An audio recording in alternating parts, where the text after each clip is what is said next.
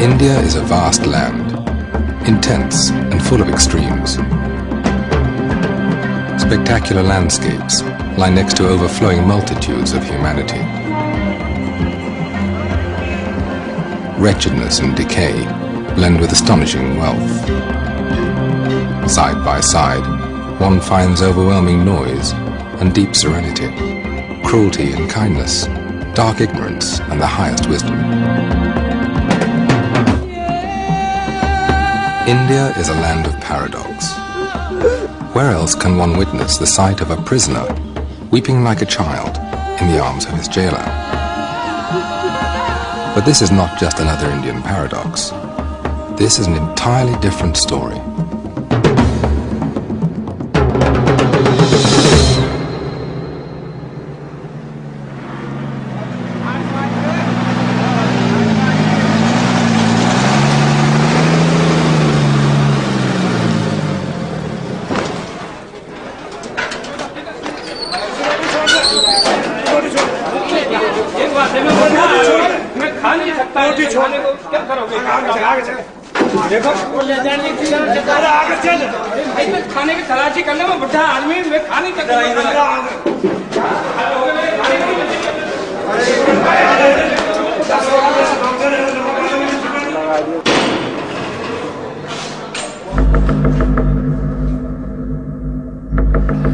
I came to Tihar in 1988. I get caught in the airport, Indira Gandhi International Airport, sorry, with 4 kilos of heroin.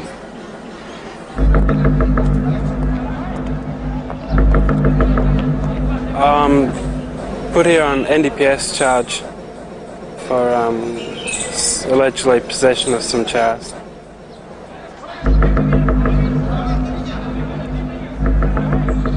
Triple murder case Ahmedabad में हुआ था 1983 में। उस case में मुझे पहले फांसी की सज़ा हुई थी, उसके बाद में यानी हाई कोर्ट में लाइफ सेंटेंस की सज़ा हुई। What am I doing in Indian jail? Time is what I'm doing in Indian jail. No, actually I'm doing Vipassana now.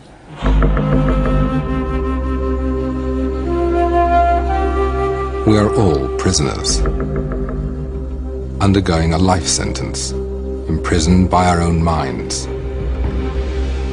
We are all seeking parole, being hostages of our anger, fear, desire. Is there anyone who doesn't crave at one point or another to take something that is not his? Is there anyone who doesn't wish, at least once, to hurt the one who hurts him? It is a thin line that separates us from these people who stare at us from inside this cage. The same things that do not go beyond the threshold of our thoughts have crossed, in their case, the threshold of action. But still, we are alike. Inside our heads, we're all potential criminals.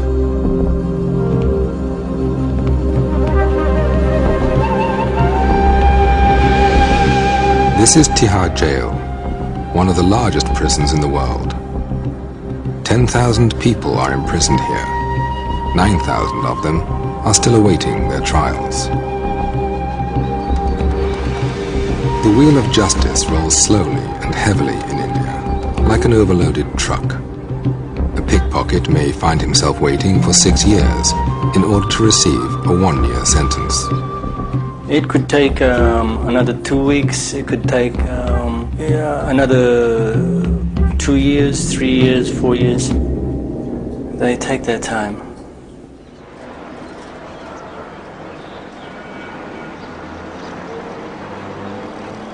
Located in suburban New Delhi, Tihar is India's best-known high-security prison. Due to its large population, it is divided into 4 separate jails. For decades, Tihar was notorious for its inhuman conditions. It was branded a veritable hell.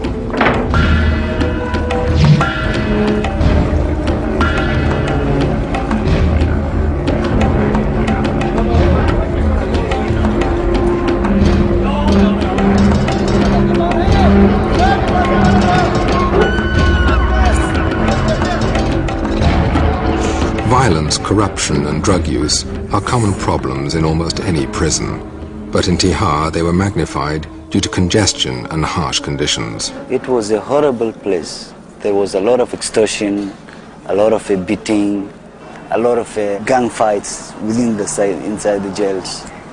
There was a lot of problems, many problems. The combination of 1,000 convicts, along with thousands still awaiting their trials, had created a hierarchy of power and an explosive atmosphere. There are massive more under-trials than there are convicts. The few can control the many.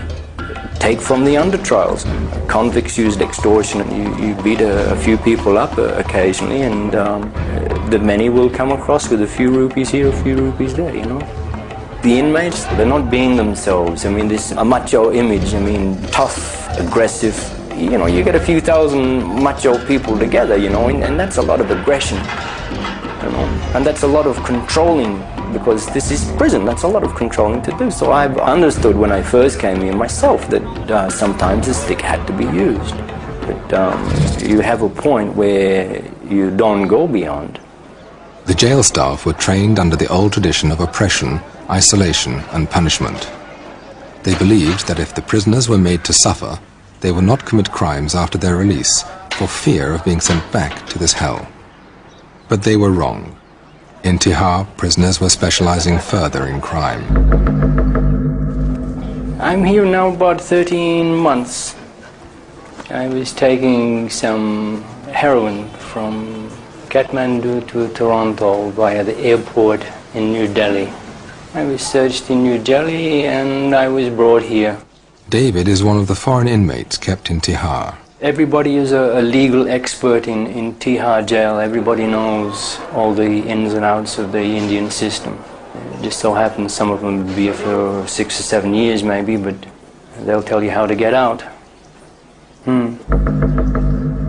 With this record, Tihar was hardly the place to expect a breakthrough in prison reform. And yet, this is exactly what happened.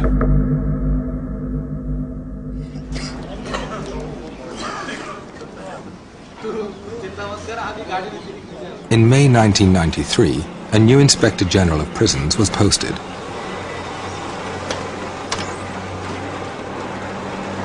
The new IG was Kiran Bedi, a little woman with a big reputation and an even bigger vision.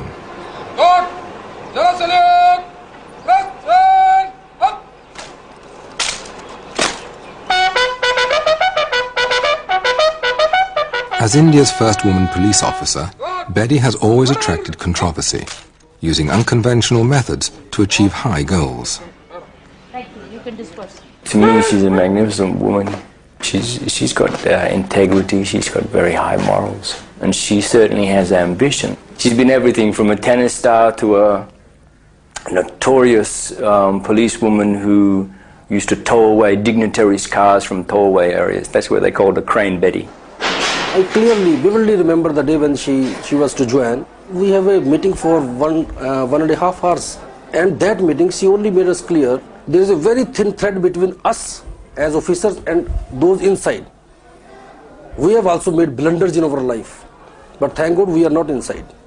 Unfortunately, they are. Right from the start, Betty told her staff that she intended to turn Tihar prison into a place for personal development, an ashram. I started to share with them my vision of a prison. I held my meetings, first of all told them that you're going to work as a team, work as a family. Asking them, are they aware of what their whole job priority is? What are they meant for? Are they here as watchmen or are they here for a larger job? Ever since she took office, she did a lot of a transformation. She's a person who solves problems. If you cannot solve a problem, that you are part of the problem yourself. We kept using a lot of love and care, actually giving them love and care. I allowed them books, canteen facilities, better medical care, clothing, radio, outside visitors. Before we were regarded here as, I don't know really what to, it's beyond description of the words. She showed us that we are human beings. And therefore, we deserve to be treated as human beings. I've talked to them, I've shared with them, I've read with them, I've laughed with them, I've sung with them, I've even danced with them. Is to make them feel as normal as they should be feeling. Why? Because after all, when they're going out, they have to go into normal society. So how can I keep them bottled up here and expect them to be normal when they're going out? I must release them as normal human beings, and if possible, even better human beings. This is a general feeling that those who have done some crime, they should be punished. This is fine, they should be punished. But after punishment, what? They will not live in jail all through their life. They will come out in the society, and if they are not reformed, they will commit more crimes. The atmosphere in Tihar had improved, but Betty knew that all material solutions are always partial solutions. She was seeking a deeper change. Human mind needs its own food. Human mind needs positivity. Human mind needs some higher thinking. So this was all I knew, because that's what my mind needs. Many of them did not know the way to change. They are ready to change. They said, we want to change, but how? They have no skills to handle their problems. How do I give them skills to handle themselves? What do I do? I was absolutely like a fish out of water. Where do I go for a magic? Who will come to this prison to counsel? Who will provide the psychological food? I was just looking for an answer. And I got an answer. The answer came, unexpectedly, from inside the prison. One morning, Betty was doing her daily rounds. A young jail officer approached her and told her of an age-old teaching called Vipassana. I was walking the prison and one officer, Rajinder Kumar, came to me. Said, "Madam, you're looking for an answer? I have the answer." And what is the answer? There is a technique which change all.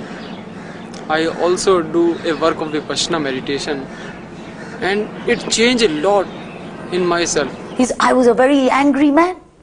I would be horrible as a person, but I went for Vipassana and I'm a different person. Madam, if you don't believe me, ask my family, ask my colleagues. If you introduce this course in jail, so it will help all the inmates. They will get rid of their sufferings. And she immediately told me, "You give me address." So he gave me the address of Mr. Ram Singh. I wrote a letter to Mr. Ram Singh saying, "Could I have you visit my prison?"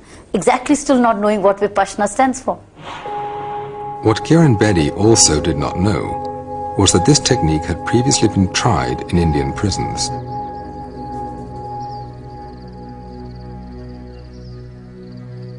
Vipassana is a journey of discovery, taken with closed eyes.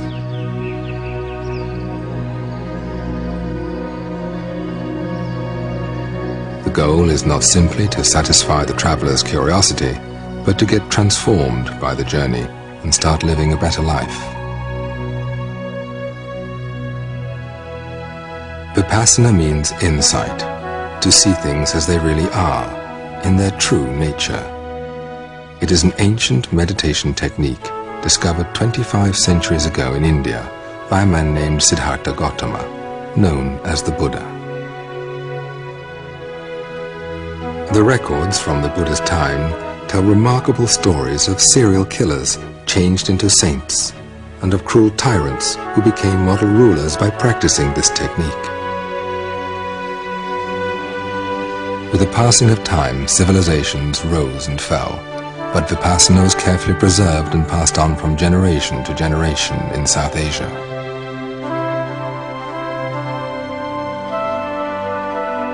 Today, it is taught by S.N. Goenka, an Indian who was born and grew up in Burma. Mr. Goenka learned Vipassana from his Burmese teacher, Sayaji Ubakin. In 1969, Mr. Goenka arrived in India and started teaching Vipassana. A few years later, he was given a challenge by the renowned Indian leader, Vinoba Bhave, to teach Vipassana to youngsters and to hardened criminals. I said, I am here to serve. If you can arrange, I will teach the hard criminals in the jail. I will teach the students. He arranged in the school, and it was very successful. But he could not arrange in the prison because the rules of prison, manual of prison is such that a teacher cannot go and stay there. One has to stay outside, and that was not acceptable to me. When a course is given, I must be there with my students. It could not materialize. But later on, the Rajasthan government was good enough to relax their rules, and first course was given there in the Jaipur jail. In 1975, in Jaipur, prisoners learned Vipassana for the first time. Mr. Goenka insisted again on some conditions, and the prison authorities were trying hard to meet his demands. Before the course started, some people were brought in chains and ankle chains. So he said, what is this? I said, they are very hardened criminals and very dangerous criminals, and we want that they should also take a course. But he said, why have you put the chains on them? Because they are dangerous. He said, no, I can't give Dhamma to the people while they are in chains. So they have to be removed. And the IG and the superintendent of jail, they didn't agree. Because the IG said that there is a great possibility that one of them or few of them will get up and strangle Mr. Goenka or you as Home Secretary, and they will get a big name. Because they are in any case dying, they will be hanged or they will have serious punishment. So we took little risk, and it was decided that they will put a guard close by, and if anybody got up menacingly towards us, he should be shot.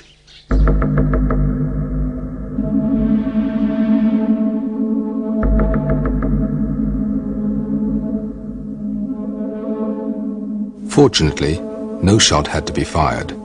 The Jaipur jail course concluded peacefully. Its success led to more courses in other prisons. One of them was Baroda jail. The superintendent, Mr. Vora, was impressed by the effect of Vipassana on his prisoners and decided to take a course himself. After that, he arranged 5 more courses in Baroda jail. कैदियों के बीच और staff के बीच में जो coordination है वह भी अच्छे तरह से चल रहा है। कैदियों को अपने फैमिली के साथ का जो व्यवहार है वह भी अच्छी तरह से चल रहा है। कैदियों में जो रिवेंज लेने की जो भावना है कि मैं यहाँ से छूटूं और बाद में उनको मार डालूं, ऐसा कर डालूं, ये सब उनमें से निकल गया। Babu Baya was notorious for killing 3 people in 5 minutes during a gang fight. और जो मेरी खिलाफ पार्टी थी, जिनके लिए मुझे नफरत थी, बदले की भावना थी, विपස්සना साधना से इतना परिवर्तन आया कि उनके लिए मुझे एक तरह की हमदर्दी जागी, अपने किए पे पछतावा हुआ। After taking a course, he contacted the family of his victims, seeking forgiveness. यानी समाधान कॉम्प्रोमाइज के लिए वो तैयार भी हुए, और 92 में रक्षाबंधन के दिन यहाँ पे आके उन्होंने मुझे, दोनों बहनों ने काफ़ी खेलदिली पूर्वक स्व खुशी से आके उन्होंने राखी बांधी और एक भाई बहन का पवित्र नाता उन्होंने यानी जोड़ा है, और आज भी मैं उनकी फैमिली को पूरा अच्छी तरह अपनी फैमिली की तरह ही संभाल रहा हूँ। क्षमा देना और क्षमा आपना ये दोनों बहुत मुश्किल काम है। जिसका हस्बैंड मार डाला है, जिसका भाई मार डाला है, उनके हाथ में, उनके मुंह में राखी बनना, उनके मुंह में कुछ स्वीट डालना, हिम्मत वाली बात।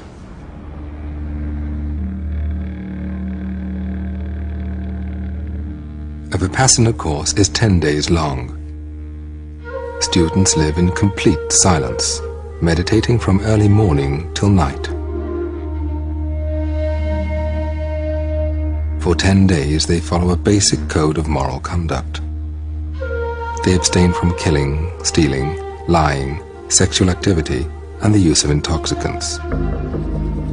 Without a base of morality, the mind will remain too agitated to investigate the reality within.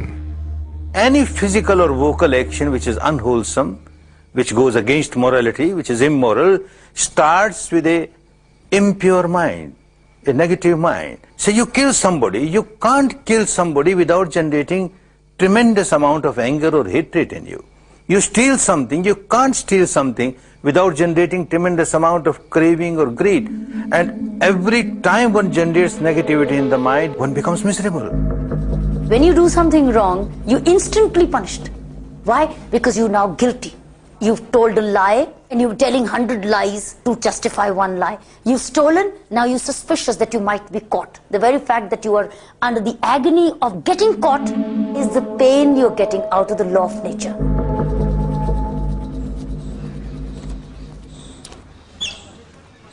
Back in Tihar, Kiran Bedi was preparing the ground for a Vipassana course.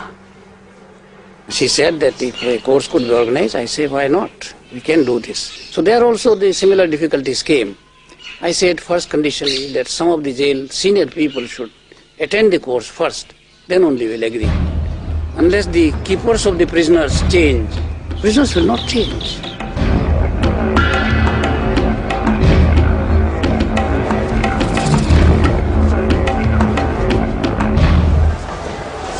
Your search should be more effective, your officer's search.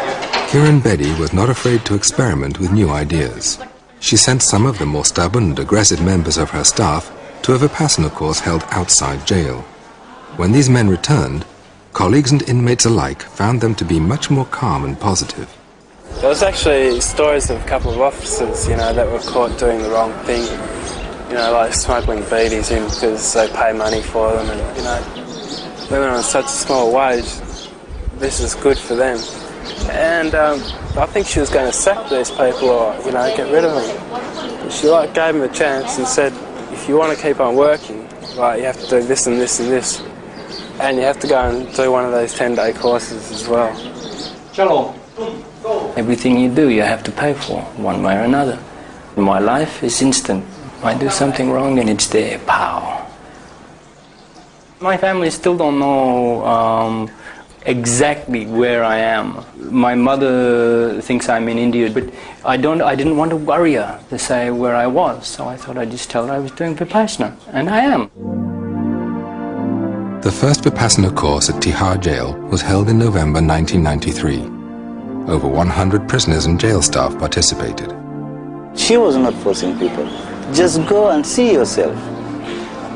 If you like it, well and good. If you don't like it, well and good. But just go please and see yourself.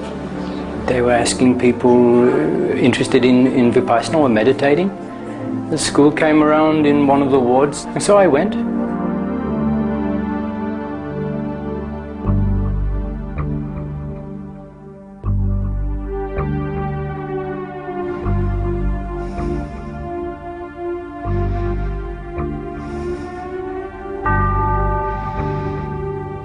At first, all one is asked to do is to focus on one's own natural breath, to feel it coming in and out of the nostrils, and to maintain this awareness for as long as possible. Sounds simple, but it's not.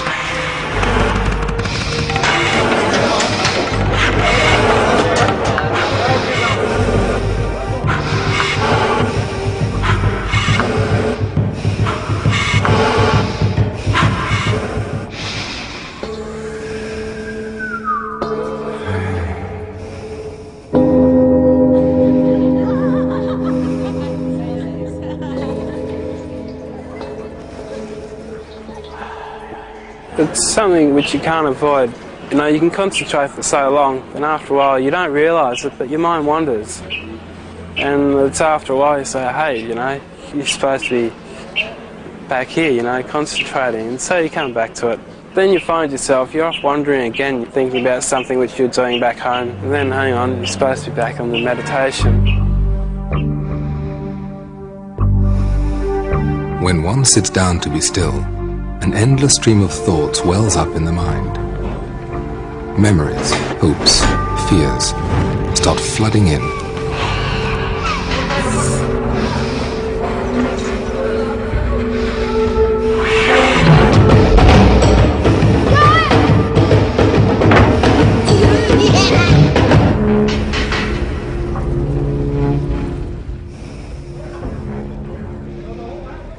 After a 3-day struggle, the mind quiets down. Thoughts become faint, faded, like passing clouds. By focusing for so long on the small patch of skin below the nostrils, the mind becomes so sensitive that it can feel the subtlest flow of breath. A new realm of sensations unfolds within this area. Itching, tingling, heat, pressure, natural physical sensations, never before experienced so vividly. Only then is one prepared to learn Vipassana. The whole idea with Vipassana is to go inside.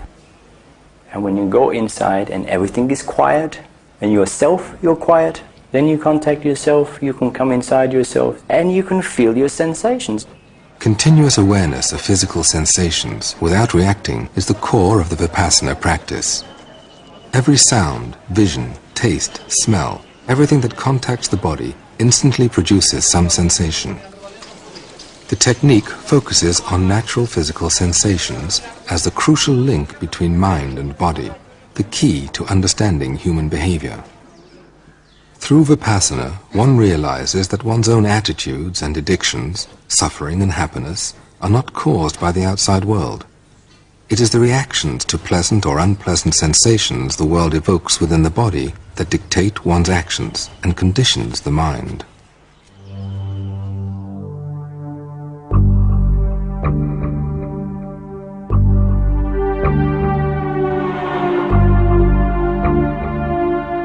On the fourth day of the course, Vipassana is taught.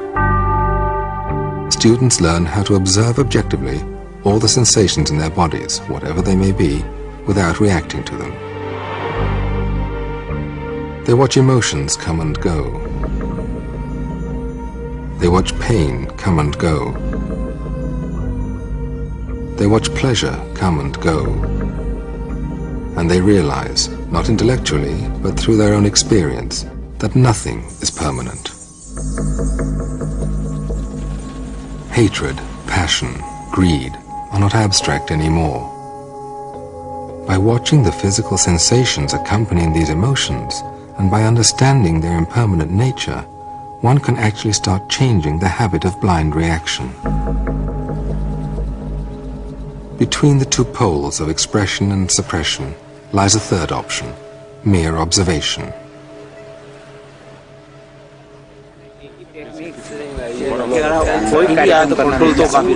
After the first course, I was like so overwhelmed with everything. I see things as the way it is, the reality. You do get a lot of answers out of it. It's you who can make yourself into the right path, and it's you who can lead to a misery. There's a happiness in there, you know?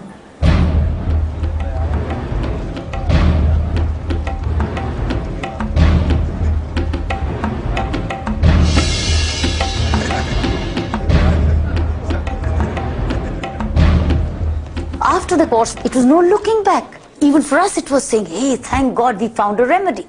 We found an alternative. We found a way to take them to. Then there was no looking back.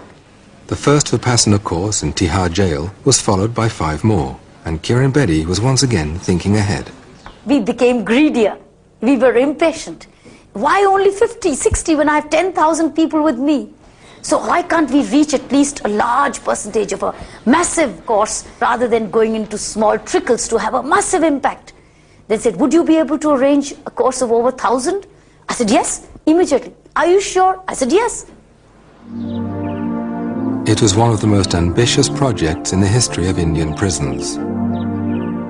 It was also the largest Vipassana course conducted in modern times. In just a few weeks, a special area was prepared inside the prison. Accommodating in one place 1,000 inmates as well as Mr. Goenka and his assistants was a tremendous undertaking.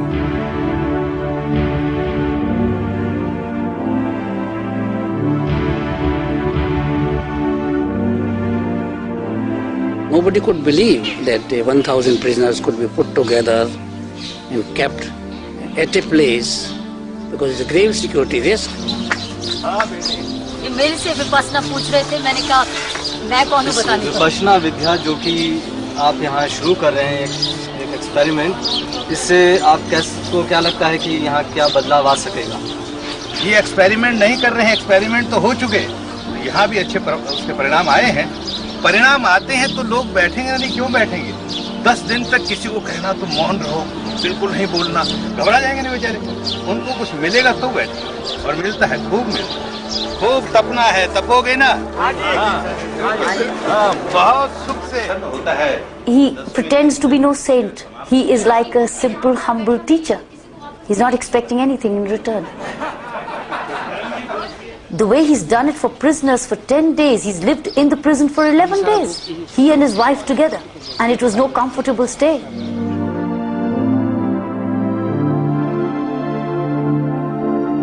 One 1,000 prisoners gathered in the huge tent on the evening of April 4th. They reflected the wide range of human experience. Hindus, Muslims, Christians, Sikhs, from different nations and social backgrounds. It is essential that you will keep silence, noble silence. It doesn't mean that your mouth will be locked. Talk to your teachers, your guides. There is no restriction about it. In the early hours of the next day, a fierce rainstorm, extremely unusual for that dry season, suddenly descended.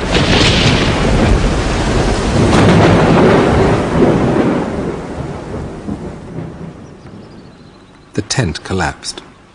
All the rugs and meditation cushions were completely soaked. An emergency meeting was called at 3:30 a.m. to consider cancelling the course. Instead, measures were quickly put into action, allowing it to continue.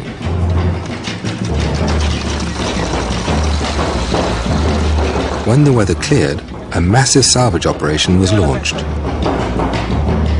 Meanwhile, the course continued as prisoners meditated in their barracks.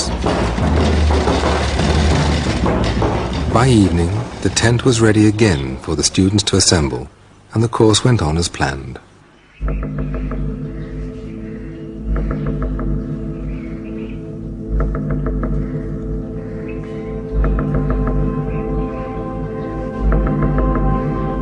Nine days later, it was apparent that something unique had been accomplished.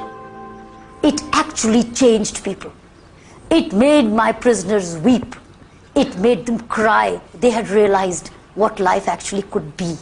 They had looked within, and within themselves they had seen the feeling of revenge. They had seen anger. They saw the disrespect and hurt they had caused to parents and society, and they wept, and they wanted to be different. I felt guilty that I have did a wrong thing. I have done a wrong thing.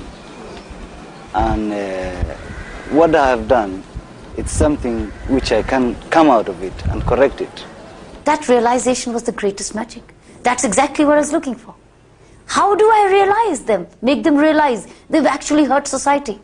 They're just all the time saying, we're innocent, we're innocent. We never hurt society, society hurt us. How do I convince them that you did hurt society at some stage of your life? Therefore, the law of nature has had its course, you're getting it today. So they learned it in Vipassana. I didn't have to say anything. They went up on the mic and said, we hurt society, but we seek forgiveness. That was the greatest magic. When the course ended, 1,200 participants and international guests witnessed the inauguration of the first Vipassana center to be established in a prison. Within 3 weeks, it began to offer Vipassana courses twice a month.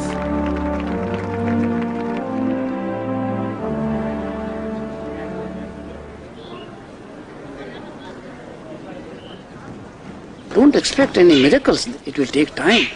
Not that all of a sudden a criminal changes to the saint. The beginning of change is there. And again the environment in the jail is so bad that even if one course, it doesn't change the whole environment. So unless the environment is changed, other steps are taken, facilities given for their regular practice, then real change will occur. Vipassana courses are alike everywhere in the world. The same rules, same timetable, same instructions. The workers who serve the students during a course are volunteers who have already taken a course themselves.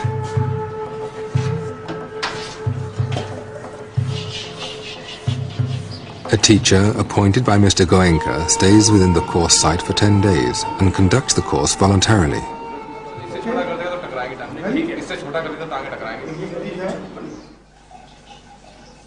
Nothing is by accident, you know. I come, I'm caught, I'm here, all for a reason. I don't have to be caught going to Canada. I could have gone to Canada and then gone back and my life this. It's all for a reason. After taking a few Vipassana courses, David asked to be transferred to the Vipassana ward and work there as a volunteer. When I first came, I thought, why is Vipassana here? Of course, when I say that, it answers itself, because this is where it's needed most. This is history in the making, you know. This is the first chance where Vipassana, where this is being used in a prison system to possibly reform people. And if this does show results, then this could reform the whole prison system and the entire planet. And it happens here. If I scratch his belly, he should attack me. There you go. You're a cat. See, all I can really do is to try to set an example for other people. In doing this, then maybe they will try a little bit harder for themselves. David, the one-day course is on this date, no? We have 4 one-day courses. Yeah. Your 26th morning is jail 4. Yes. And 27th morning I'm bringing jail 1, 2 and 3 together. So tell him we would need him at both the 9 o'clocks. Please tell the teacher. I cannot do anything Vipassana-wise for anybody. They have to do it themselves. The bottom line is you can't help somebody unless they want to be helped. And the Vipassana, if you can get through to them, is for themselves, to get inside themselves to help.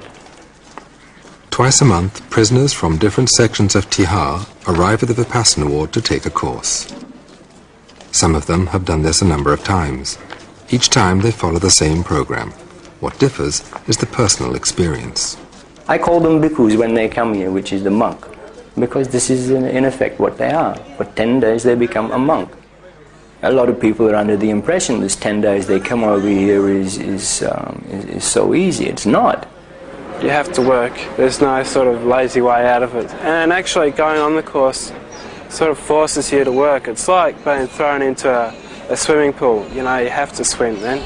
It's not a matter of saying, yeah, I will learn to swim, I will learn to swim. It's when they throw you in the pool, that's when you have to swim. So when you go to this course, you have to do the 10 days. Next to the silent bubble of the course, on the other side of the wall, prison life flows along.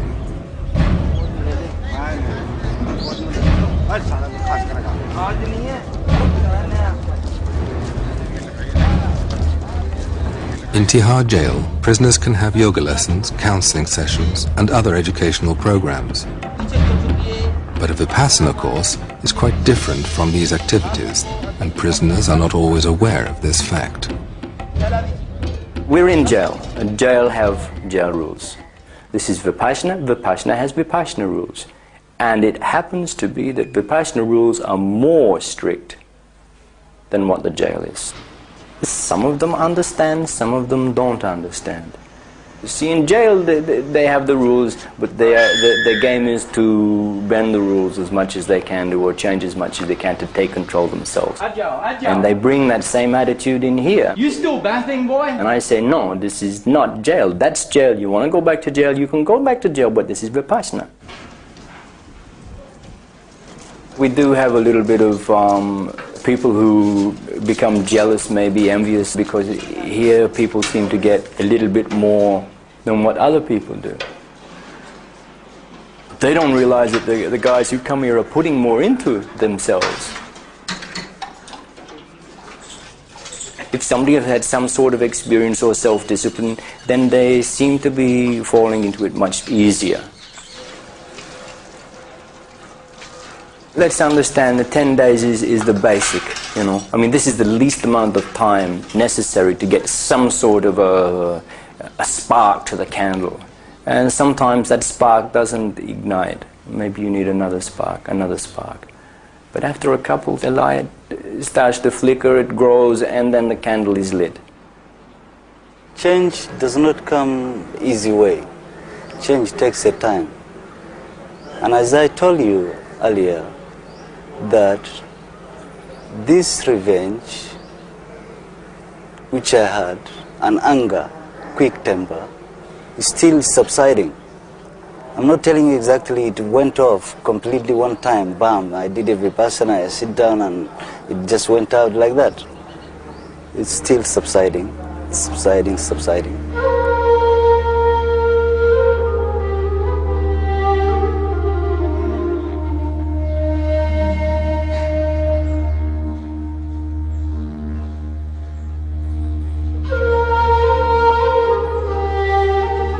Why did it happen that I'm here? What happened to me, it's what I've done to myself. And that's why I'm here.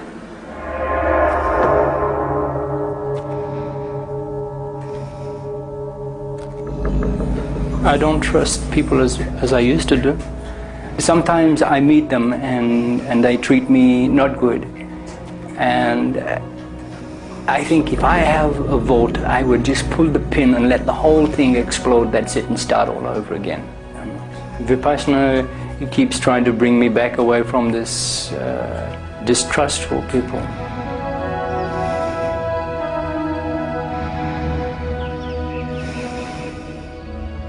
I'm here now doing Vipassana, and it's your way of life. The way you talk to people, the way you think, the way you act, the way you do things for people or don't do things for people.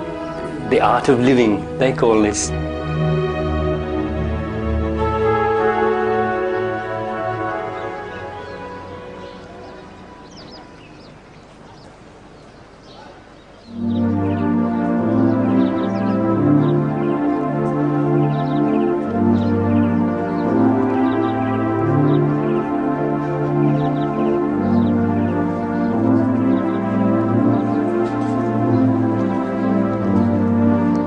On the morning of the 10th day, silence ends.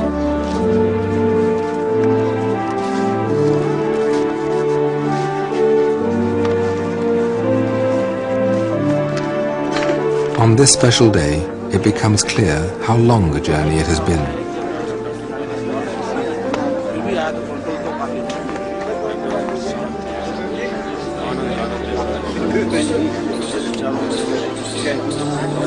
Students make the transition back to a more extroverted way of life. For the first time in 10 days, they can actually talk and share experiences. परंतु जब दूसरा दिन हुआ तो इच्छा हुई भूल जाऊं यहाँ से तो कोई रास्ता निकला भगने का। फिर मैंने सोचा अगर फंस गए तो क्या करना, इसको देख लो ये क्या चीज है आखिर, जिससे इंसान खुद ब खुद अपना दिल और मन को टटोल कर ये देख सकता है कि मैं किस रास्ते पे जा रहा हूँ. It was a great opportunity for me being here. Before I used to regret. Now I'm not regretting it. There is no any regret within me. That yes, it happened and I did this mistake. So right now I look in future ahead. Actually, I come from a very orthodox Muslim family, and my parents, when they used to pray, and I was a very curious child. That you are praying and this person whom you are begging always, where is he? Is he upstairs? Nobody see him, and why can't he listen to prayers? Why is he prejudiced? I was looking for something which have a universal appeal, something which doesn't condemn other religions, saying that this religion is bad, this ours is good. Actually, I found what I was looking for. For all these years, the thing which has been bugging me, I found the answer here. Before I used to feel a lot of self-pity about being inside jail, I think, why should this have happened to me, all this sort of thing. Having the Vipassana course, it's like, I'm grateful that it was there, I'm almost grateful for coming to jail, to actually go there and, have the opportunity to do it. I often think to myself, when I get home, I've got my own bedroom, I can meditate there, I can make it a regular part of my life. But, old habits die hard, and it's very easy just to fall back into the old pattern of lifestyle. So, Before I leave here, like, I don't know when that could be, you know, there could be a chance next month or middle or the end of next year, but actually what I'd really like to do is go to a course, complete the course, and then, like, the very next day to be able to walk out of jail. I'd go out in a very good frame of mind, not a bad frame of mind which this place can create. You know, this coming to Tihar, it's a lesson in life I'll never forget. You know, it's, in a way it's a great experience, but it's just gone on for too long now. You know, I'd really like it to finish and so I can go home.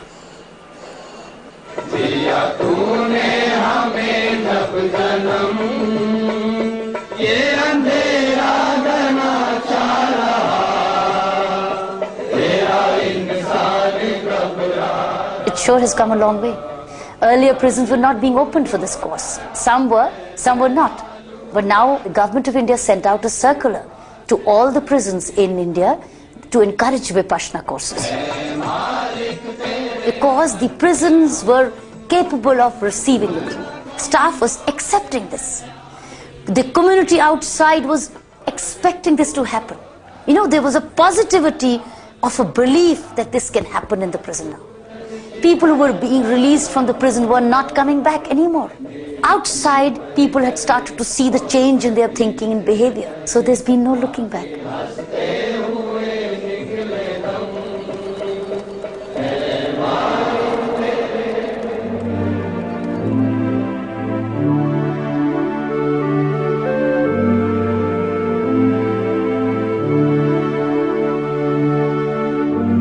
A technique which is effective here will be definitely effective anywhere in the world. Prisons in the West and the prisons in the East, men in the West, men in the East, no difference of degree.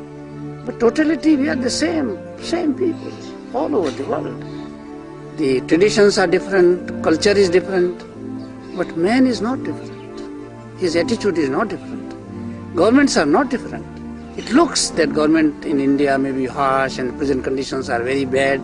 It's a comparative picture. Even if you build all good things in the jail and all facilities, it doesn't mean that it is a good prison. What is the attitude of the people? That is very important. When a Vipassana course ends in Baroda jail, a special event takes place. In the presence of social workers and guests supporting the Vipassana program, the superintendent, a Vipassana student himself, greets the inmates coming out of the meditation hall.